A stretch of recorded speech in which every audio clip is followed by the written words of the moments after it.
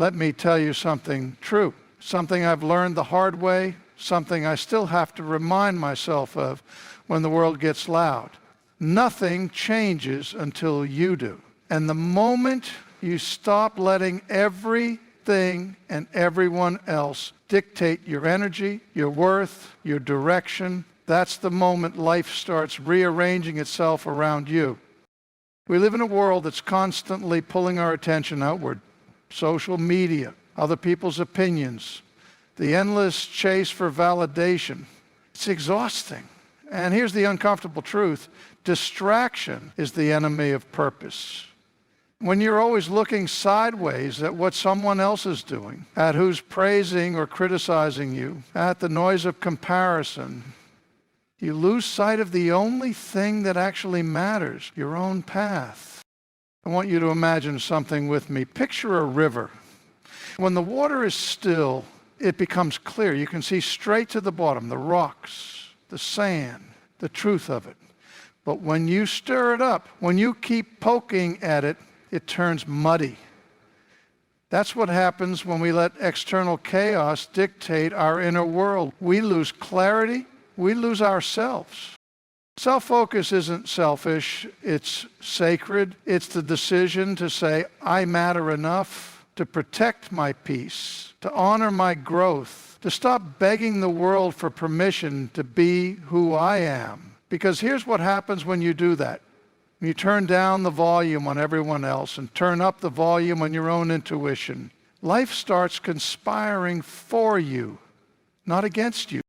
I've seen it in my own life. The times I've been most lost were the times I was listening to too many voices instead of my own. The times I've thrived, when I got quiet. When I stopped explaining, stopped defending, stopped seeking applause. When I realized not everyone deserves access to me. Not every opinion deserves space in my head. Not every battle is mine to fight. And here's the magic. When you focus on yourself, the right people notice, the right opportunities appear, the right doors open, not because you forced them, but because you aligned yourself. You stopped chasing and became the kind of person things chase back. So I'll leave you with this. The world will try to distract you. Let me ask you something. When was the last time silence won an argument? When was the last time staying quiet saved you from a pointless fight, from giving your energy to the wrong person, from reacting instead of responding? Most of us never realize the power we surrender when we refuse to embrace the strength of silence. Here's what I know for sure. Silence is not empty. It's full of answers. But we live in a culture that worships noise, loud opinions, quick comebacks, constant broadcasting of every thought. We've been conditioned to believe that if we're not speaking, we're losing. That if we don't clap back, we're weak. But that's a lie. Silence isn't passive. It's power under control. Think about the last time someone tried to drag you into drama. Maybe they wanted a reaction, anger, defensiveness, engagement. Now think about what happened when you didn't give it to them, when you just let their words hang in the air unanswered. That silence, that's where your power lives. Because when you don't engage, you don't just avoid the chaos, you disarm it. You reveal it for what it really is. Noise that doesn't deserve your energy. I'll tell you a secret. The loudest person in the room is rarely the most powerful. The most powerful person is the one who knows when to speak and when to let silence do the heavy lifting. Because silence isn't just the absence of words, it's presence. It's the space where wisdom grows. It's the pause that lets you respond instead of react. And here's the thing, silence isn't just about what you don't say, it's about what you do with that quiet. It's in the stillness that you hear your own intuition. It's in the pause that you find clarity. When you stop filling every moment with words, you start hearing the truth underneath them. I've seen this in my own life. The times I've regretted are almost always the times I spoke when I should have stayed quiet. The times I've been proudest when I let silence hold the space. When I trusted that my peace was more important than proving a point. Because here's the truth.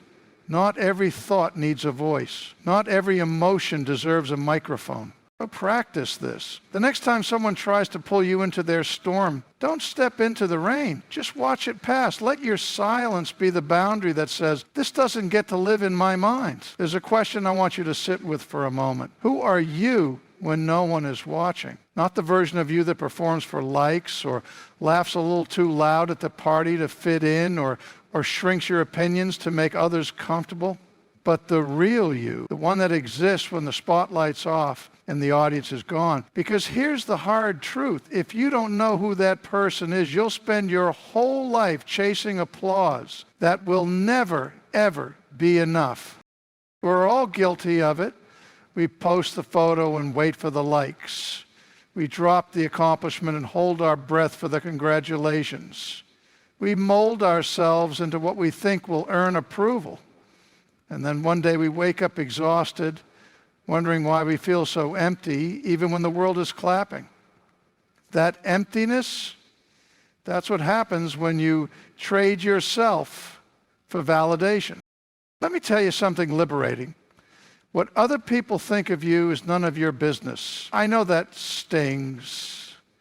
It stings because we've been taught that our worth is something to be earned from outside ourselves, that we're only as good as our last win, our last viral moment, our last proof that we matter. But that's a game you will always lose, because no amount of external validation can fill a hole that only self-acceptance was meant to fill. I want you to imagine something. Picture yourself standing in a room where everyone's opinions of you are suddenly made visible, floating in the air like balloons. Some are inflated with praise, others weighted with criticism. Now imagine cutting every single string, letting them all go. What's left? You. Just you. No performative mask, no desperate grasping for approval. That's where your power lives, in the unshakable understanding that you are enough exactly as you are, whether anyone else sees it or not.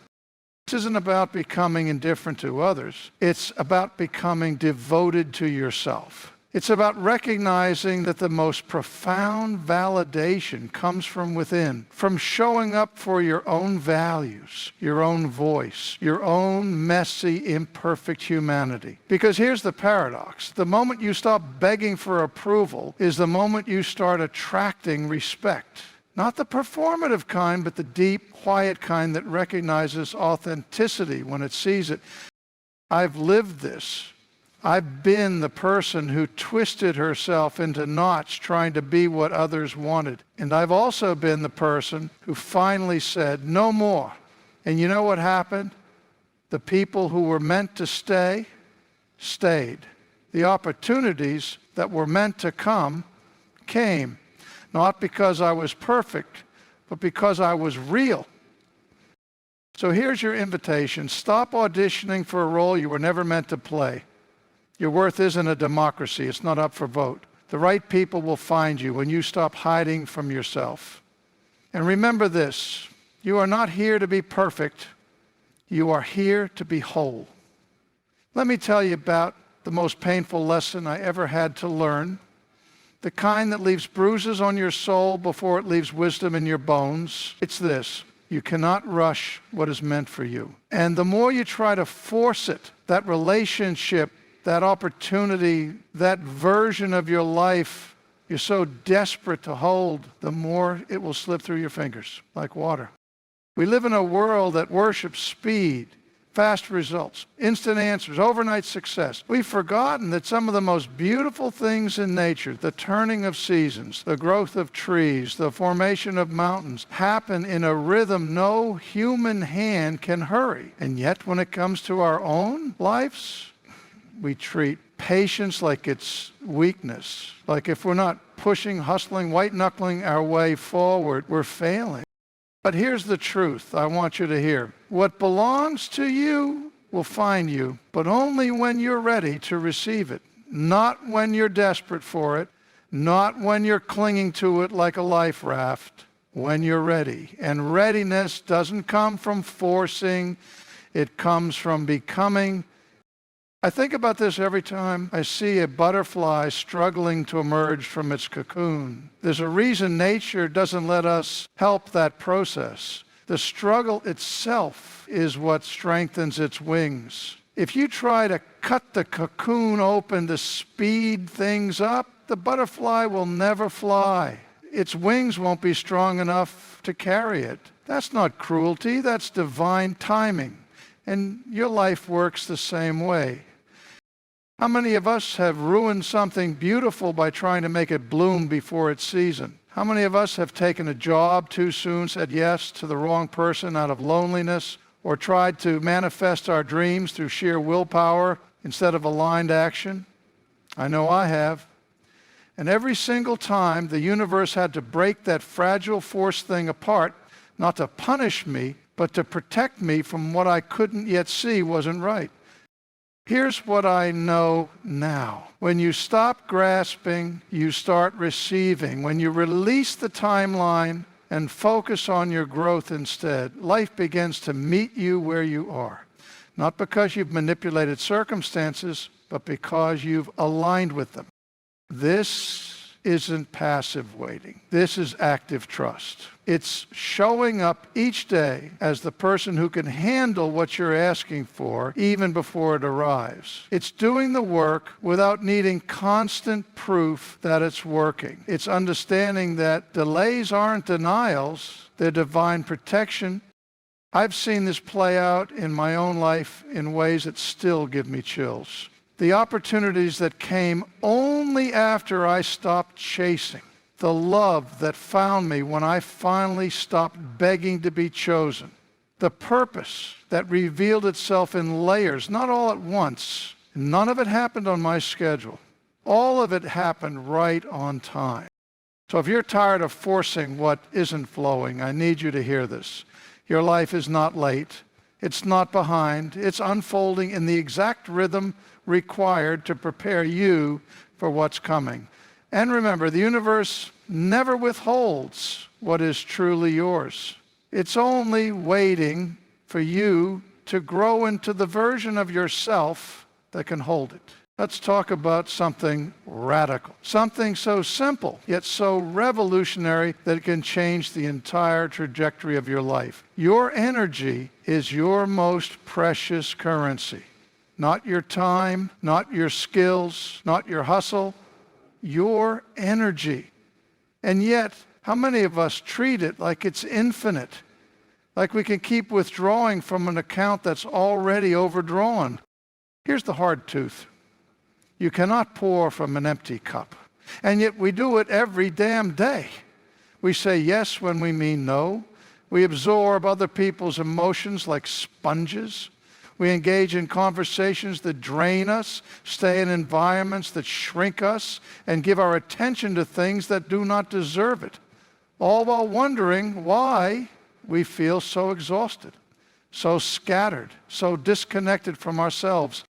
I want you to imagine something with me. Picture your energy like a sacred temple. Now ask yourself, who and what am I allowing past the gates? Are you letting in the critics, the energy vampires, the distractions that steal your focus? Or are you guarding that space like your life depends on it? Because it does. So this isn't about being selfish, it's about being strategic. Every interaction, every commitment, every thought you entertain is either fueling you or draining you. There is no neutral. And when you start paying attention, when you truly tune in, you'll begin to notice the people, places, and patterns that leave you feeling depleted versus those that leave you feeling alive.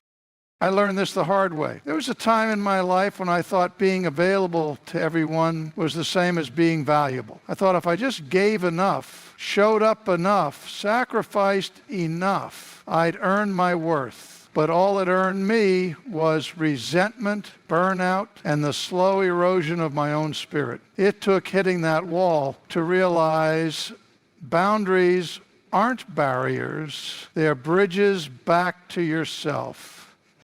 Let me say that again because it's everything. Boundaries are bridges back to yourself. When you start protecting your energy, when you say no to what doesn't align, when you walk away from what doesn't honor you, when you stop explaining yourself to people committed to misunderstanding you, something miraculous happens. You reclaim your power. You stop leaking energy on things that don't matter, and suddenly you have reserves for what does. This isn't about cutting people off or living in isolation. It's about discernment. It's about recognizing that not every battle is yours to fight. Not every opinion deserves your attention. And not every invitation deserves your presence. It's about understanding that silence can be a boundary. Distance can be a boundary. Choosing yourself can be the most sacred boundary of all. I see so many people waiting for permission to rest, to walk away, to put themselves first. So here it is, your permission slip. You don't have to set yourself on fire to keep others warm. The world will always demand more from you. It will always try to convince you that your worth is tied to your output, your availability, your willingness to shrink. Don't believe it. Your energy is finite. Your peace is priceless. And the moment you start treating them that way is the moment you take back your life. So start small. Unfollow what drains you. Walk away from conversations that deplete you. Say no without apology. Protect your mornings, your solitude, your joy, like the sacred things they are. And remember this, you are not responsible for fixing everything, but you are responsible for honoring yourself. The quieter you become, the more you can hear the whispers of your own soul. And those whispers, they'll always lead you home. There comes a moment, if you're brave enough to stay the course, when everything begins to click. Not because the world has changed, but because you have. It's the moment you realize that all those days you spent focusing inward, all those times you chose silence over chaos, all those boundaries you set when no one was watching, they weren't just small acts of self-preservation. They were revolutions, quiet, unassuming revolutions that rearranged your life from the inside out.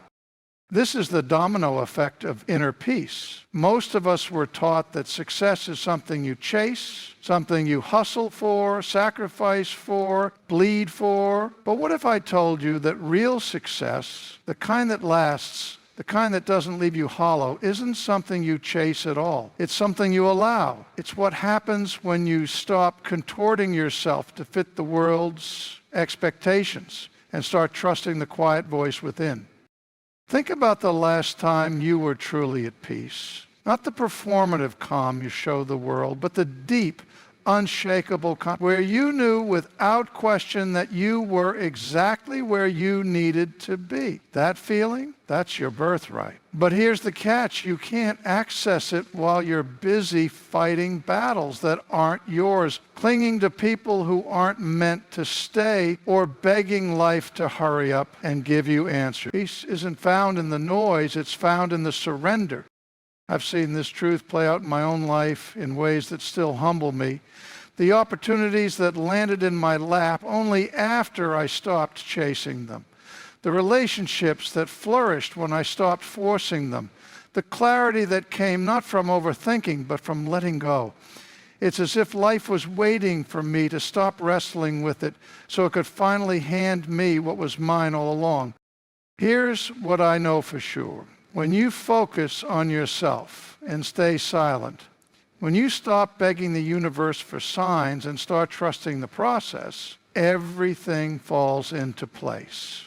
Not because the universe rewards silence, but because silence is where alignment lives. It's where you hear the whispers of intuition over the shouts of fear. It's where you stop reacting to life and start dancing with it. This isn't magic, it's physics. Energy flows where attention goes. When you pour your energy into your own growth, your own peace, your own becoming, the world has no choice but to mirror that back to you.